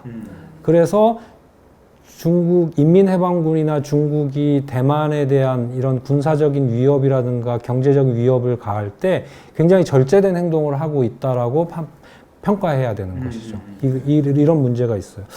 그리고 사실 차잉원 총통이 2020년 선거에서 승리할 수 있었던 것은 오로지 홍콩 문제로 인해서거든요. 왜냐하면 그 지지율이 거의 20%대로 떨어져 있었어요. 그런데 2019년 6월에 홍콩에서 일어난 그 시위를 강경 진압함으로 인해서 그 반발 여론이 일어난 거예요, 대만에서. 그래서 결국에는 중국이 이야기하고 있는 일국양제는 거짓말이라는 것이 증명됐다. 이것이 이제 선거에서 중요한 이제 레토릭이 된 거죠. 그러면서 차잉원이 거기에 대해서 이제 반대급부로 선거에 이길 수 있는 상황이 됐거든요. 이거를 보면 결국에 중국이 가지고 있는, 그러니까 중국이 자신들의 가치와 이상을 구현하는 방식에 있어서 사회주의 국가가 가지고 있는 그 문화가 자신들의 가치를 구현하기 위해서 수단과 방법을 가리지 않는다. 이거를 극복해야 되는 거죠. 중국은. 이 문제를 극복하지 않으면 그 주변국이나 아니면 국제사회에서 중국은 결국에는 신뢰할 수 없는 국가. 그리고 대만도 마찬가지죠. 대만 국민들이 지금 이런 상황에서, 그러니까 약간 이제 쉽게 비유하자면 중국은 사랑하는 사람을 애인으로 만들려고 하는데 겁박을 하거나 스토킹을 해가지고 애인을 만들려고 하는 거잖아요. 그런데 정말 이 사람하고 로맨틱한 메리지를 하려면 자기가 참고 기다리면서 상대편이 원하는 것이 무엇인지를 더 관심을 가져야 되는데 그렇게 하지 못하는 거죠. 그러니까 자기 국내 정치에 갇혀가지고 내가 이 국내 정치적인 목표를 이루기 위해서 자기가 사랑하는 사람을 목적의 도구로 사용하는 거잖아요. 그러니까 결국에는 중국도 비판을 받아야 되는 지점이 대만을 도구화하고 있고 미국도 비판을 받아야 되는 게 대만을 도구화하고 있는 것이죠. 그래서 이런 도구화된 대만이 살아날 수 있는 방법은 결국에는 자신의 외교적인 자율성을 찾아야 되고, 외교적인 자율성을 통해서 중국하고 협상해야 되고 미국하고 협상해야 되는 것이죠. 그렇게 함으로써 대만의 안보와 평화를 지켜야 되는 거거든요. 근데 아까 이제 그 국내 정치적인 상황을 보면 정치인의 입장에서는 혹은 정객의 입장에서는 자신들의 이익을 다 획득하고 있는 것이지만 어떤 그 위대한 정치가로서의 면모는 아닌 것이죠. 결국에는 이 사회를 그 안전하고 평화로운 사회로 이끌어 가려고 하면 자기가 결단을 내려야 되잖아요. 그런데 그런 결단을 내리기보다는 구조에 갇혀서 그냥 가고 있는 것이죠. 그러면서 정치적인 이익만 얻고 있는 것인데요. 말씀 듣다 보니까 진짜 이 외교나 국제 정치라는 것이 문화의 문제랑 굉장히 밀접하다는 생각이 들어요. 그러니까 중국이나 러시아나 이 미국과 대립하는 나라들의 문제들도 보면은 사실은 어떤 체제 문제, 자본주의 대 사회주의 혹은 공산주의 이런 문제라기보다는 권위주의 대 자유주의의 문제인 것 같아요. 그러니까 자유주의적인 문화가 있고 권위주의적인 문화가 있는데 아까 말씀하신 것처럼 겁박을 해서 뭔가를 하려고 하는 그런 권위주의적인 태도 자체가 사실은 굉장히 문화적으로 자유주의와 배치되어 있고 이 민주주의, 이렇게 소위 말하는 자유민주주의 사회에 있는 사람들은 그런 것 자체가 사실은 굉장히 거부감이 드는 거죠, 기본적으로. 맞아요. 그래서 그런 것들이 사실은 정치에도 영향을 끼치는데 뭐 별로 좋아하지는 않습니다만은 굳이 이제 이걸 운명의 충돌이라고까지 볼 수는 없겠습니다만 문화의 충돌 같은 측면들이 결국에는 국내 정치나 이런 선거 과정에도 크게 영향을 미치고 거기에 대해서 이제 특히 이제 사회주의 국가들이 잘 모르는 거죠. 자유주의 이 국가의 선거 같은 것들이 변수가 어떻게 작동하는지에 대해서 문화적인 스키마가 없다 보니까 그냥 이렇게 하면 이렇게 움직이겠지라고 이제 그냥 일종의 물리학적인 사고를 했는데 사실 그렇게 자기가 생각하는 대로 이 움직이지 않고 정반대의 역학들이 일어나는 거고 그래서 그런 문화적인 차이들이 그런데 계속해서 앞으로는 더 크게 불거지지 않을까. 그러니까 대만과의 문제도 그렇고 양안 문제도 그렇고 중국과 미국의 문제도 그렇고 한국과 중국의 문제도 사실은 지금 한국 사람들의 현중 정서 같은 것들도 저는 되게 문화적인 차이라고 생각을 하거든요. 중국 사람들이 가지고 있는 민족주의 같은 것들이 한국이 예전에 한때 가졌던 굉장히 강한 민족주의 정서들이 지금은 많이 희석되어 있고 요즘 사람은 그 차이 이해가 안 되더라고요. 맞아요. 과거에는 한국 사람들이 남북 통일을 그렇게 염원했고 우리의 소원은 통일이라고 얘기했지만 요즘 누가 통일을 원하나요? 통일을 원하지 않거든요. 그러니까 이런 부분들이 문화적인 차이들이 굉장히 큰 변수로 작동할 수 있겠다는 생각이 말씀 듣고 보니까 듭니다. 중국민들이 대만 통일을 바란다는 게 계속 제가 이해가 안 됐던 게 그 포인트거든요. 저는 북한이랑 통일을 해야 된다고 생각을 태어나서 단 한 번도 해본 적도 없고 그냥 우리 민족이라는 생각도 해본 적이 별로 없고 물론 제 같이 사는 사람들도 별로 같은 민족이라 생각된 적도 없고 그러니까 내려갈수록 MZ 세대로 네. 갈수록 더 그게 심할 것 같아요. 중국인들이 이제 국내 정치에서 대만 통일을 엄청나게 바라는 강력 매파라고 하니까 그게 딱 단숨에 이해되진 않더라고요. 저는 여기서 또 약간 궁금한 게 우리가 이제 지난번에 한번 나토에 간 윤석열 대통령에 대해서 이야기를 하면서 그러니까 대의와 가치를 이야기하는 외교 이게 어떤 이 자리에 모인 대부분의 분들 어찌됐든 진보적인 가치를 추구하는 사람들이고 펠로시 같은 경우는 물론 당연히 자기의 어떤 그런 국내 정치의 이익을 위해서 당연히 가서 그런 정치적 행위를 한 거지만 그가 얘기하는 대만의 어떤 그런 자주 독립 그리고 그 시민들의 어떤 자유를 존중하는 그 발언들은 가치적으로는 그러면 존중될 수 있는 것인가 이 생각이 항상 있어요. 그러니까 이게 상당히 국제적인 평지 풍파를 일으키니까 미국 내에서도 이제 비판이 나왔다고 했지만 그거를 국내 정치적인 시각은 약간 차치해 두고 가치를 이야기하는 정치인에 대해서는 우리가 어떻게 봐야 될 것인가 이 부분이 약간 딜레마인 것 같아요. 예, 어떻게 좀 보실까요? 절 보면 이렇게 저희 당도 갖고 있는 비슷한 네. 저는 이제 그 국제 관계를 볼 때 세 가지 안경을 껴야 된다고 생각하는데 네. 하나는 권력의 안경이고요. 다른 하나는 경제적 이익의 안경이고요. 세 번째는 정체성의 안경이고요. 네. 가치와 정체성.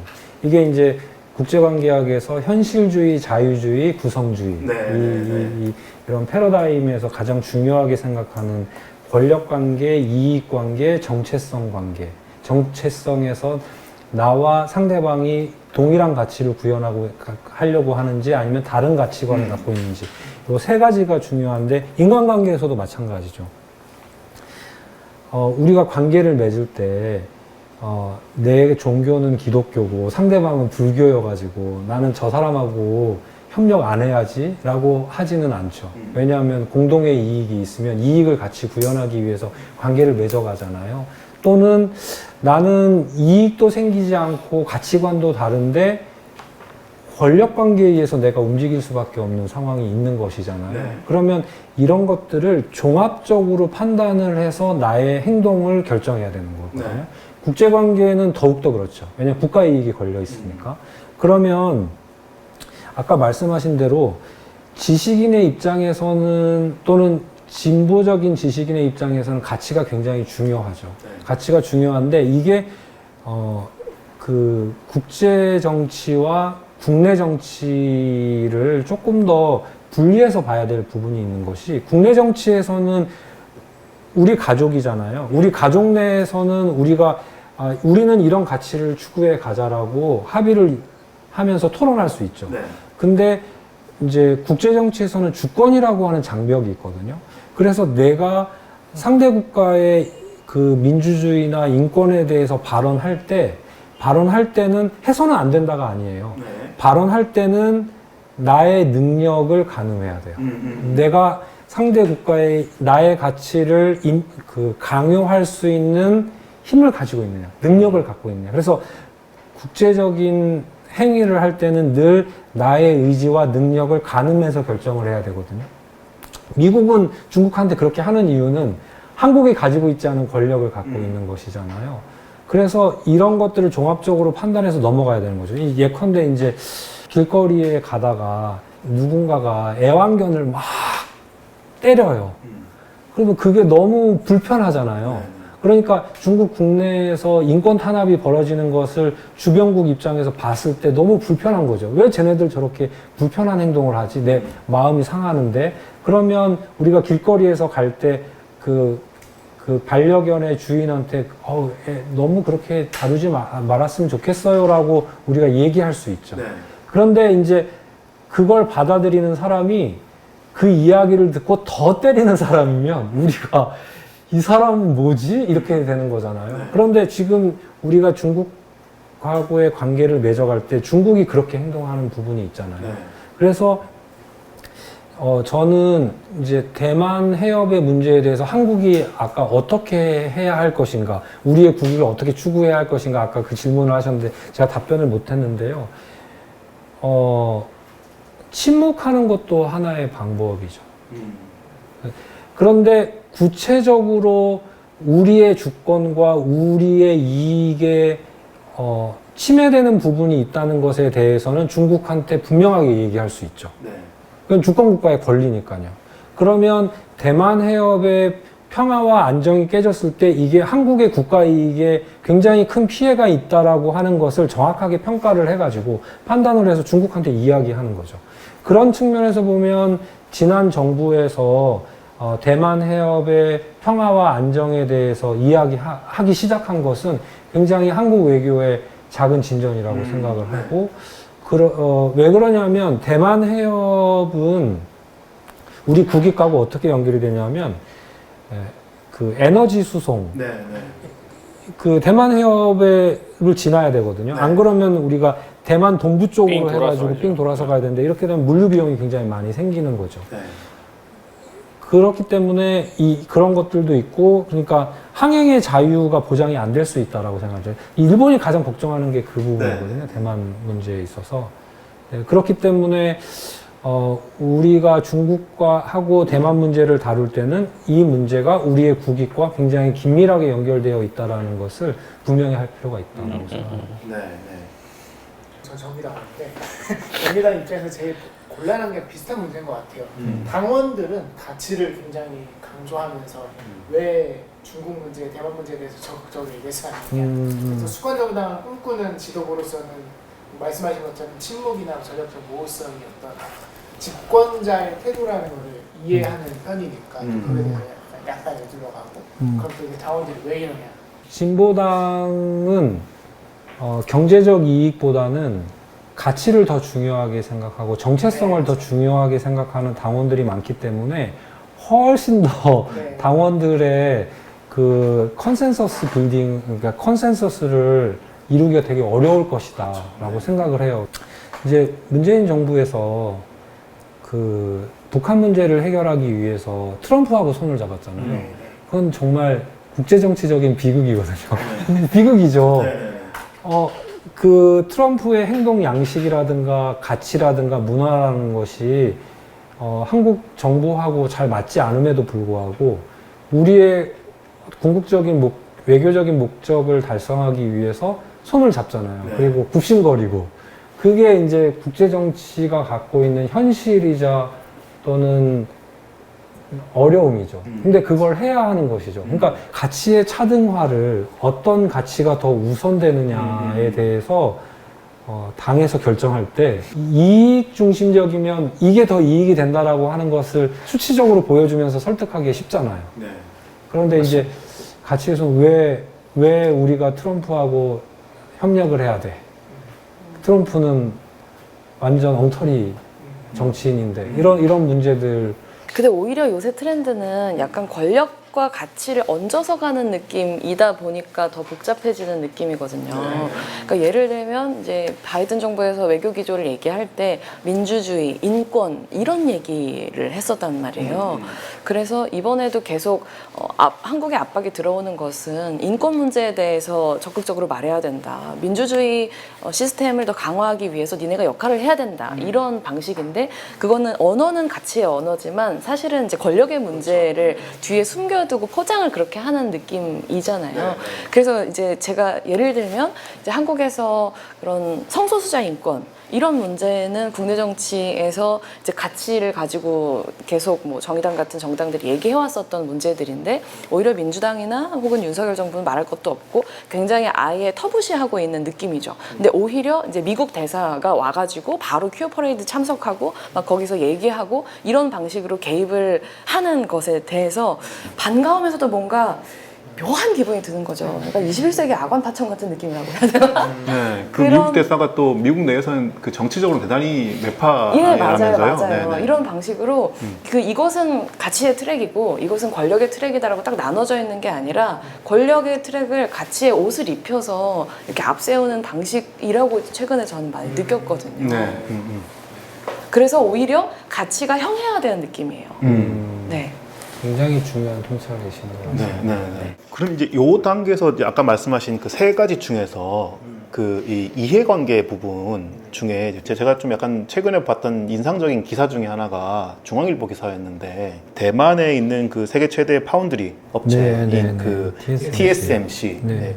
여기 그 대표였나요? 이 사람의 뭐 그 말을 인용해서 한 보도인데 중국이 이 쉽게 대만을 침공하기 힘들 것이다. 왜냐하면 이게 TSMC 공장이 만약에 침공을 해서 멈추고 이렇게 되면 매출의 거의 10%에 해당하는 부분이 중국의 경제적 혼란하고 연결돼 있기 때문에 경제적인 어떤 그런 불이익을 얻을 가능성이 커서 침공을 사실상 하지 못할 것이다. 이런 얘기를 하는 보도가 나왔거든요. 그래서 이게 어떤 주로 그런 얘기를 하면 권력 관계나 이해 관계나 국내 정치 이해 이런 것들은 많이 분석이 돼 왔지만 이 경제적인 이해 때문에 이 침공이나 전쟁이나 여러 뭐 이런 행위를 하기 힘들 것이다라고 하는 해석은 잘 안 나왔던 것 같아요.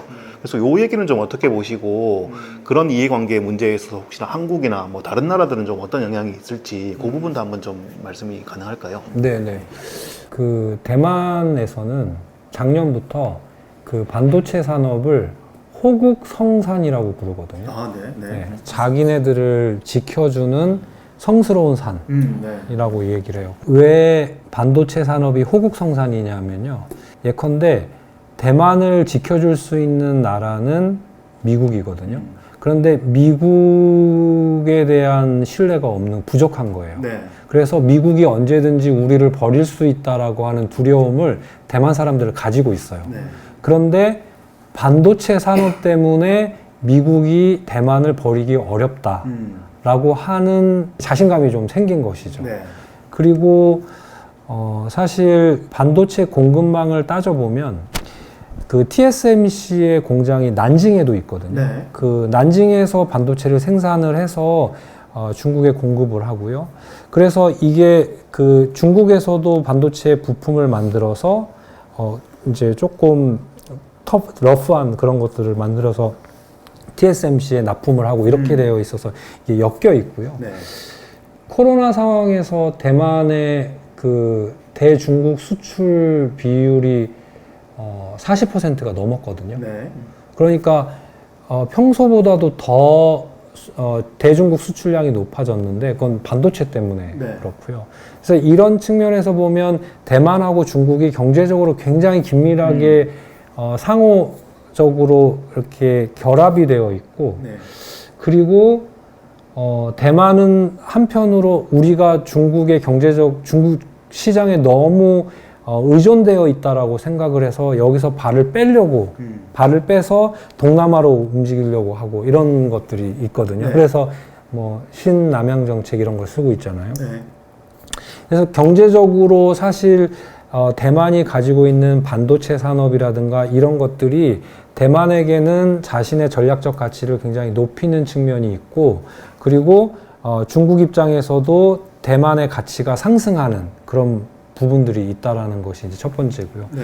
두 번째는 그러면은 이 반도체로 인해서 지속적인 평화를 또는 안전을 유지할 수 있는가? 그건 또 다른 문제거든요. 예를 들면 미국이 개입을 해서 이 반도체 문제에 대해서 계속해서 중국에 공급하지 못하게 했을 경우에는 그러면 중국으로 하여금 극단적인 행동을 하게 만들 수 있는 거잖아요. 그러니까 이게 또 한편으로 보면 반도체가 가지고 있는 또 위험성이 있는 거죠. 근데 또 이제 미국 입장에서는 올해 초에 나온 전략 제안 중에 하나가 뭐였냐면 중국이 대만을 침공하면 미국이 대만으로 하여금 TSMC 공장을 폭파시켜야 된다라는 그런 이야기를 했거든요. 근데 이제 전략가의 입장에서 나온 거지만 그 미국의 속내를 그대로 드러낸 거죠. 그러니까 그 반도체 산업은 대만 사람들이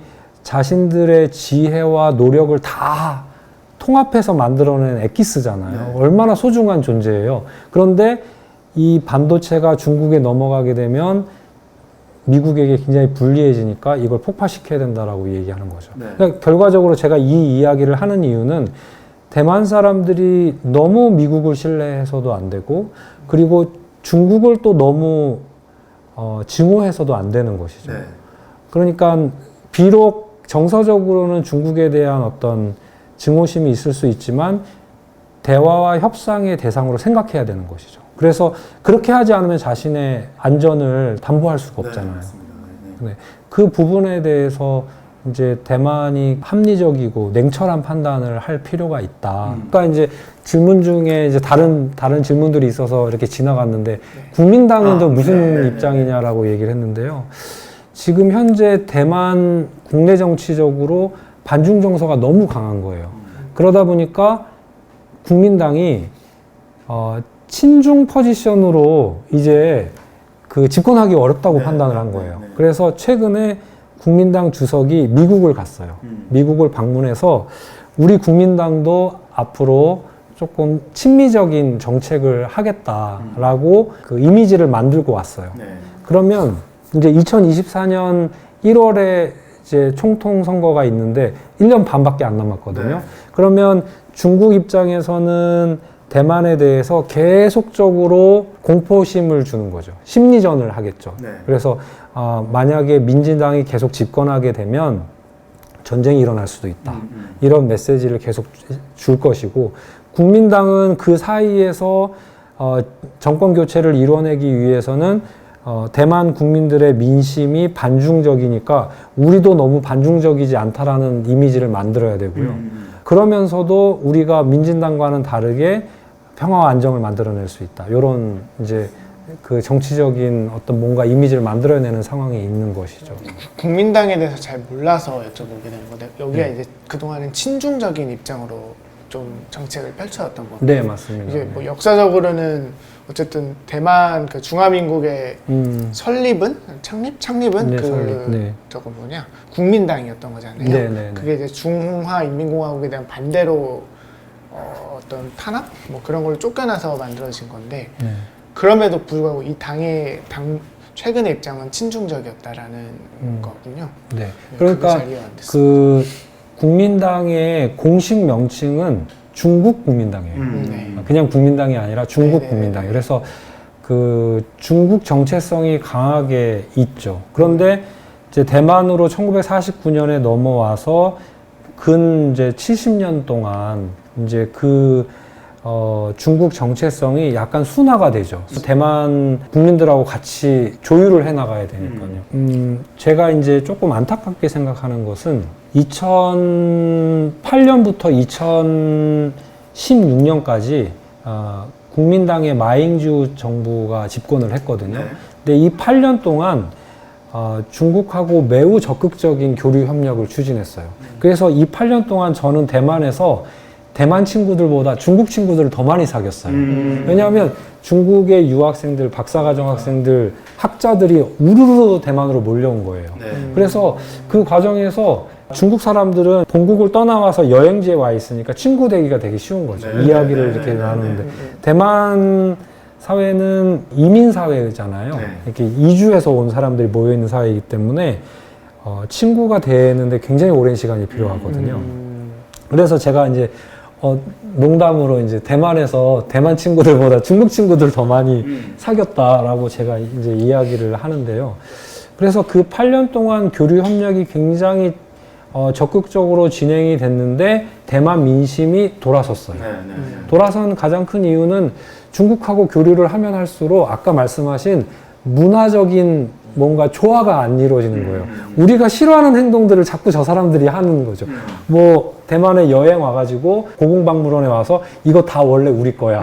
막 이렇게 하는 것이 보도가 되면서 또 뭐 이제 조금 그 중국 사람들이 목소리가 좀 더 시끄럽고 그 다음에 뭐 쓰레기도 또 잘 버리고 이런 것들이 계속해서 이미지가 부각이 되면서 그 마잉주 정부 시기에 대만 사람들의 나는 대만인일 뿐이야 라고 하는 정체성이 훨씬 더 강화가 돼버린 거예요.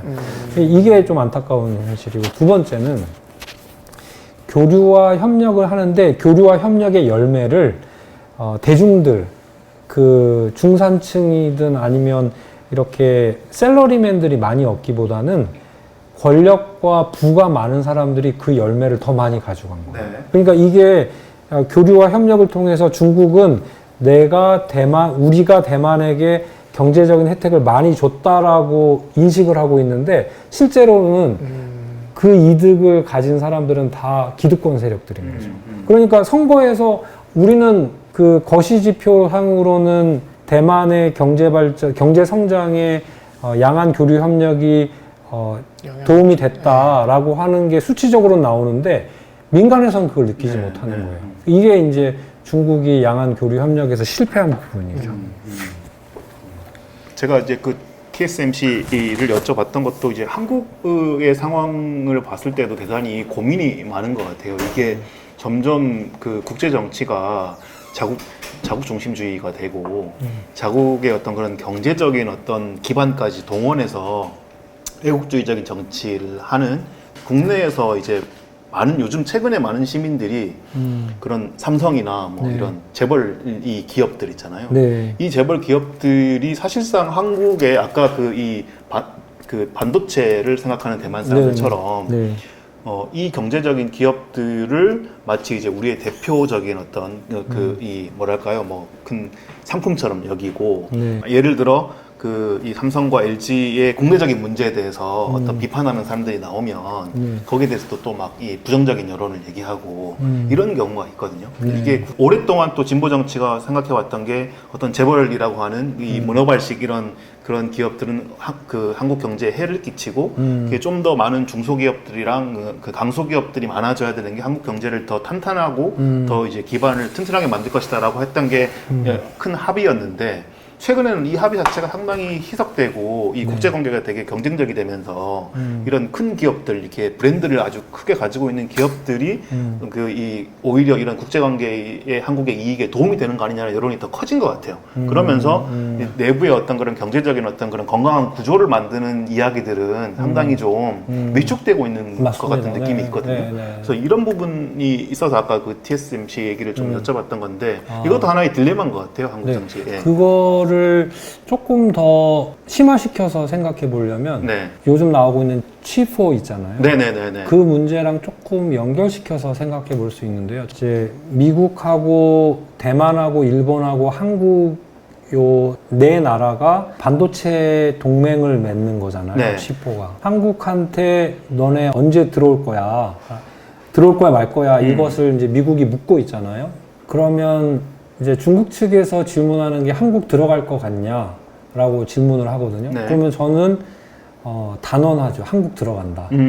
대만하고 한국의 반도체는 경쟁적인 관계에 있거든요. 그리고 우리하고 일본의 관계도 별로 좋지 않고요. 경쟁적인 관계이고 대만하고 일본은 반도체 동맹을 맺었거든요. 그런 상황에서 한국이 미국의 반도체 기술을 획득하지 못하는 상황으로 갈 수 없는 거예요. 그래서 한국도 결과적으로 이 치포에 들어가게 되어 있는데 문제는 뭐냐면 그러면은 중국이 보복할 거가 아니냐가 되는 거죠. 그러면 중국이 반도체 문제로 한국에 보복할 수 있느냐? 없거든요. 왜냐하면 반도체 산업에 대해서 한국에 보복을 했을 경우에 자기 발등 찍기예요. 아, 중국이. 그렇군요. 왜냐하면 네. 중국도 자기들이 반도체가 필요한 상황이기 때문에 네. 반도체 부분은 건드릴 수가 없어요. 그러면 여기서 어디로 가냐면 한국에게 보복을 하려면 다른 산업으로 가야 되는 거예요. 네. 힘없는 산업으로 가야 되는 거예요. 그래서 이게 결국에는 미중 간의 전략 경쟁이 격화되면서 네.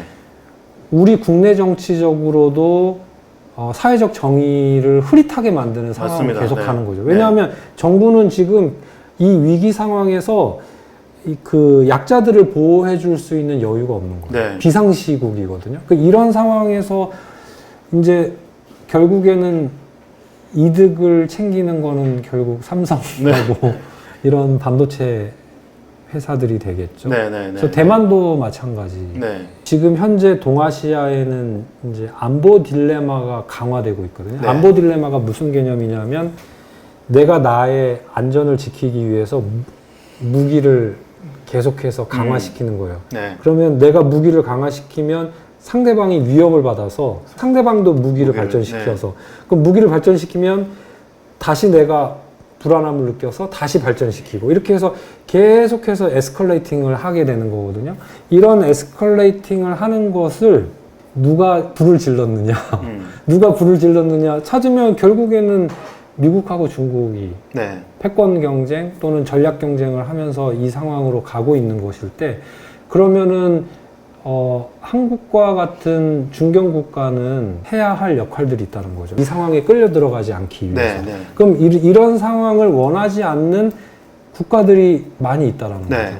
유럽도 원하지 않고 사실 일본도 뭐 대만 문제에 있어서나 미중 전략 경쟁에 대해서 굉장히 레토릭상으로는 강경하게 이야기하고 있지만 일본도 굉장히 그 국가적인 실익을 따지는 외교를 하기 때문에 대만의 유사 상태는 일본의 유사 상태다. 네. 마치 대만 문제에 바로 일본이 개입할 것처럼 얘기하지만 일본이 대만에서 군사적인 무력 충돌이 발생했을 때 개입하지 않을 가능성도 많이 있거든요. 네. 왜냐하면 기본적으로 일본 국민들이 원하지 않을 거 아니에요. 네. 일본 국민들이 자신의 안전을 포기하면서까지 왜냐하면 미군의 그 주요한 주둔 기지가 일본에 많잖아요. 그렇죠. 그러면 네. 중국 입장에서는 이 전쟁에서 승리하기 위해서는 일본에 있는 미군 기지를 타격하는 타격해야 거죠. 되거든요. 네. 그거는 우리나라도 마찬가지죠. 네. 일본도 사실 북한 변수가 있어요. 이 부분적으로. 네. 그리고 지금 현재 상태는 또 러시아 변수가 있어요. 네, 그렇죠. 그래서 네. 일본이 그 대만 해협의 그 무력 충돌에 개입을 하게 됐을 경우에 중국이 북한과 러시아를 통해서 일본을 압박하게 되면 일본이 대만 문제에 있어서 할 수 있는 역할도 굉장히 제한적이 되는 거죠. 그러면 대만 문제를 해결하기 위해서 적극적으로 나설 수 있는 국가는 미국밖에 없어요. 네. 근데 네. 미국의 여론도 사실 굉장히 아까 말씀드린 것처럼 지지 비율이 60%를 넘지 않는다는 그렇죠. 것이고요. 제 말이 산으로 지금 가고 있어요, 갑자기. 괜찮습니다. 여기서 끊겠습니다. 그래서 칩4에 있어서 한국 반도체는 칩4에 가입하는 선택을 전략적으로 할 수밖에 없는 상황이고요. 네. 그렇게 했을 경우에 우리 전체 산업에 대한 피해를 최소화하기 위해서는 중국에게 우리의 상황을 충분히 설득해야 한다. 이게 외교적으로 되게 중요하다. 그리고 반도체 기득권으로 인해서 피해를 다른 산업들이 피해보지 않도록 한국 정부가 좀 더 총체적인 사고를 할 수 있어야 된다. 이렇게 말씀드리겠습니다. 네, 다른 분들 궁금증 남은 게 있으면 하나 정도 질문을 더 하고 마칠까요? 또 혹시 혜영님? 예. 네. 아까 외교적으로 가장 탁월했던 대통령이 김대중 대통령이었다 이렇게 평가를 하셨잖아요. 네. 그러면 만약에 이건 진짜 그냥 사고 실험이지만 김대중 대통령이었다면 이번에 어떻게 했을 것 같으신지가 궁금합니다. 김대중 대통령은 한국의 국가 정체성, 그러니까 대외적인 정체성에 대해서 굉장히 분명히 알고 계셨던 것 같아요. 한국이 추구하는 우리의 정체성은 군사 강국도 아니고 통상 문화 국가라고 하는 그 통상 문화 국가라고 하는 정체성에 부합하는 외교를 해야 된다라고 하는 거죠. 그렇게 되면 김대중 대통령은 지금 현재 동아시아의 사실 미국발이거든요. 이거. 중국이 미국과 경쟁하기를 원하지 않아요. 왜냐하면 지금 자기가 훨씬 힘이 약하거든요. 종합국력으로 따지면 중국은 현재 미국에게 안 되죠. 거의 한 70% 정도 따라왔다고 볼 수 있는데요. 그럼 자기는 아직 미국에게 도전할 시기는 아닌데 미국이 지금 먼저 때리고 있는 상황이잖아요. 그래서 이 미국발 동아시아 안보 딜레마에 대해서 김대중 대통령은 평화의 메시지를 계속 던졌을 것 같아요. 이렇게 해서는 안 된다. 우리가 평화의 연대를 만드는 것에 대한 메시지를 던졌을 것이고, 또 김대중 대통령은 실용주의자잖아요. 실사구시적으로 접근을 하는 거죠. 이게 경제적인 이익이 안 되는데 왜 우리가 이 경쟁에 휘말려 들어가야 되느냐. 그래서 경제적인 이익을 동아시아에서 제일 잘 구현할 수 있는 방식을 찾아야 되는 거죠. 그러면은 뭘 제시할 수 있냐면요. 미국이 중국을 미워하는 거에는 여러 가지 요인들이 있는데 나의 패권을 넘어설 수 있다. 그래서 내 패권을 뺏길 수 있다라는 두려움이고요. 두 번째는 지금까지 중국이 미국에게 한 무역 행위들이 너무 분노가 치미는 거거든요. 예를 들면 뭐 기술 도용한다거나 여러 가지 방식으로 불공정 행동을 많이 했단 말이에요. 그러면 그 불공정 행위를 한 것에 대한 처벌과 국제적 사회의 어떤 컨센서스 빌딩을 통해서 이렇게 앞으로 행동하지 못하게 함으로써 자신의 경쟁력을 확보를 해야 되는데 지금 미국의 숙제는 자신의 경쟁력을 확보하는 문제거든요. 중국을 저렇게 때린다고 해서 미국의 국력이 강해지지 않는단 말이에요. 그렇게 합리적인 방향으로 나아가도록 한국에서 이야기할 수 있다는 거예요. 근데 그 이야기를 다른 사람이 하면 씨알이 안 먹히겠죠.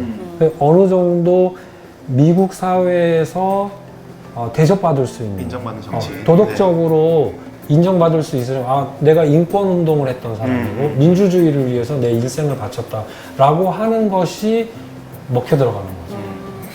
그런 것들이 사실 필요한데 지금 동아시아에 그런 지도자가 없죠. 없다는 게 지금 현재 동아시아의 가장 큰 비극입니다. 네. 사람이 아니라 조직에 충성했던 분은 어떻습니까? 네. 결국은 이제 그 핵심은 그건 것 같아요. 이제 국내 정치하고 다 연관되어 있기 때문에 우리가 이게 어떤 그런 일면만 보고 판단하지 않고 되게 다층적인 부분이 있다는 것을 좀 그 이해할 필요가 있고 또 그걸 위해서 또 이제 공부할 필요가 있다는 생각을 다시 한번 하게 되는 토론이었던 것 같고요. 네, 오늘 선생님 멀리 와주셔서 이렇게 좋은 설명 많이 해주셔서 감사합니다. 네. 오늘 고생 많으셨습니다. 감사합니다. 기념비적 첫 번째 개선. 이거 횡설수설을 많이 아이고 했어요. 아닙니다. 잘하셨습니다 진짜.